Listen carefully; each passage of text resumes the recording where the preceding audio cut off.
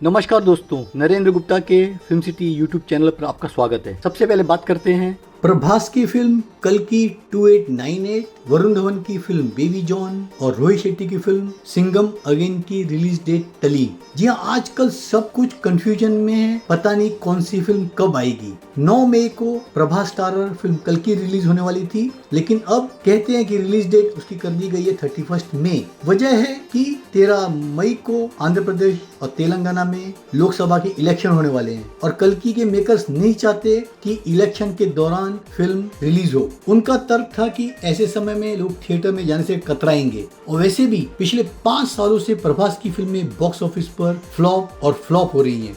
जैसे कि उनकी फिल्म साहू, राधेश्याम, आदि पुरुष और लेटेस्ट सालार। ये चारों फिल्में हिंदी में नहीं चली थी, ले देकर थोड़ी बहुत सालार चली थी तेलुगु फिल्म इंडस्ट्री में। फिल्म कल की शुरू हुई थी फरवरी 2020 में और 4.5 साल पूरे होने के बावजूद फिल्म रिलीज होने का नाम नहीं ले रही है। इसे डायरेक्ट किया है नाग अश्विन ने और फिल्म के कलाकार हैं प्रभास, अमिताभ बच्चन, दीपिका पादुकोण, कमल हसन, दिशा पटानी। वैसे चर्चा ये भी है कि फिल्म शायद 31 मई को रिलीज न होके 15 अगस्त को फिल्म पुष्पा 2 से टकराए।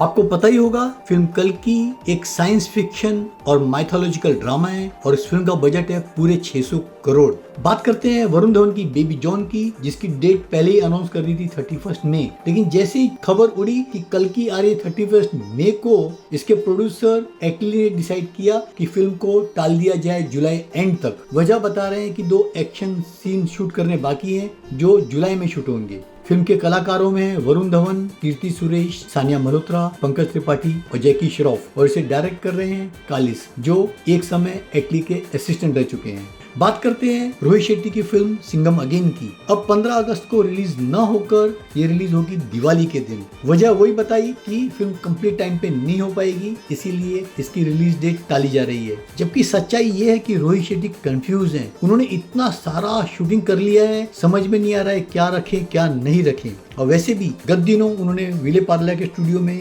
कई एक्शन सीन शूट किए और आज एक महंगा गाना शूट करने जा रहे हैं, जिसे कोरियोग्राफ किया है गणेश आचार्य ने, और ये शूट होगा अजय देवगन, करीना कपूर, टाइगर श्रॉफ और अर्जुन कपूर पे। पता नहीं इस गाने में दीपिका पादुकोण, अक्षय कुमार और रणवीर सिंह क्यों नहीं है।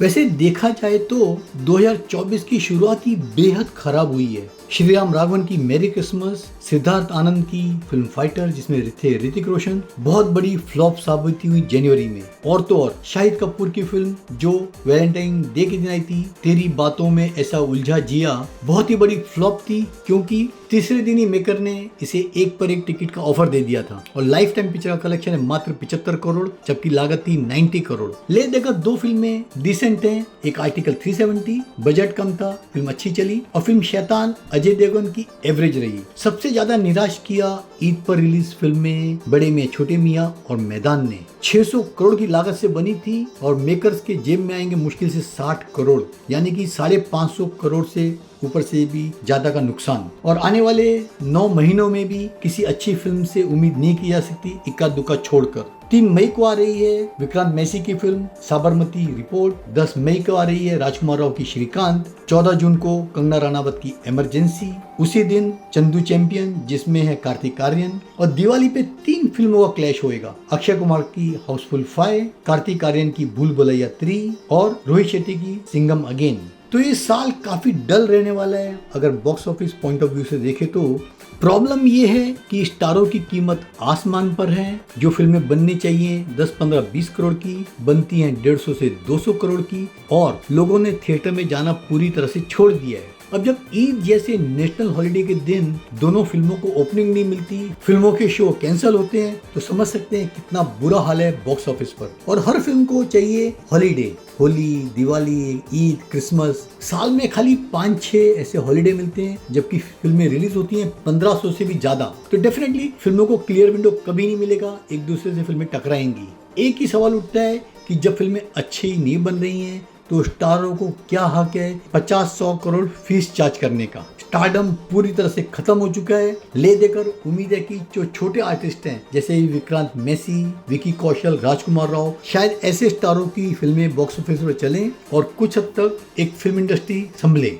वासु भगनानी और बोनी कपूर जी स्टूडियो ने जो 600 करोड़ की बर्बादी की है उससे इंडस्ट्री कभी माफ नहीं करेगी। इसी 600 करोड़ में 5-6 करोड़ की बजट की कम से कम 125 फिल्में बन सकती थी और इन 125 फिल्मों में से डेफिनेटली 20-25 फिल्में यकीनन चलती थी और इंडस्ट्री को मिलते थे अच्छे डायरेक्टर्स, अच्छे राइटर्स और अच्छे न्यू टैलेंट। लेकिन कौन रिस्क ले? किसी में भी इतनी ताकत नहीं है कि ऐसी ढंग की अच्छी फिल्में बनाए कम बजट को लेकर। और तो और मेकर्स और मल्टीप्लेक्स ने सत्यानाश कर दिया है एक नए ऑफर से। पहले दिन ही ऑफर आ जाता है एक पर एक फ्री। पिक्चर फ्लॉप होती है तो सेकंड डे हो जाता है टिकट के रेट 99।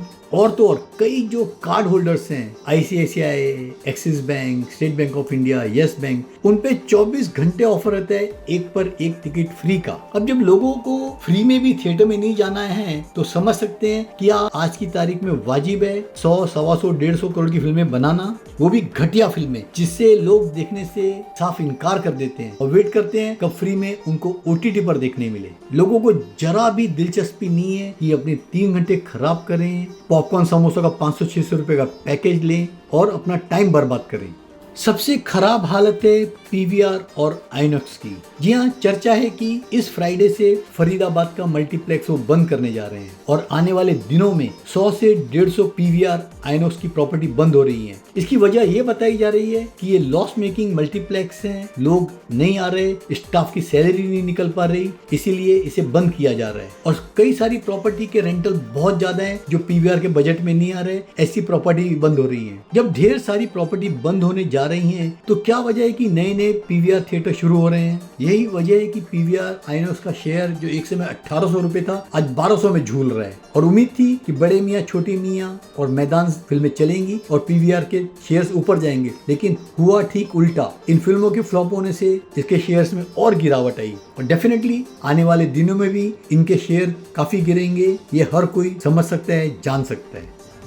TP अग्रवाल जी का स्टार प्रीव्यू थिएटर लोखंडवाला में एक शानदार प्रीव्यू थिएटर शुरू हुआ है जो पूरी तरह से डॉल्बी से सुसज्जित है। इसकी कैपेसिटी है 51। बहुत ही अच्छा एम्बियंस है। इसमें आप press show, press conference, music launch, trailer launch वगैरह कर सकते हैं। पॉकेट फ्रेंडली है और रीजनल फिल्म्स को विशेष डिस्काउंट की सुविधा भी है। उम्मीद है आप इसका भरपूर फायदा उठाएंगे। Welcome to Star Preview theatre.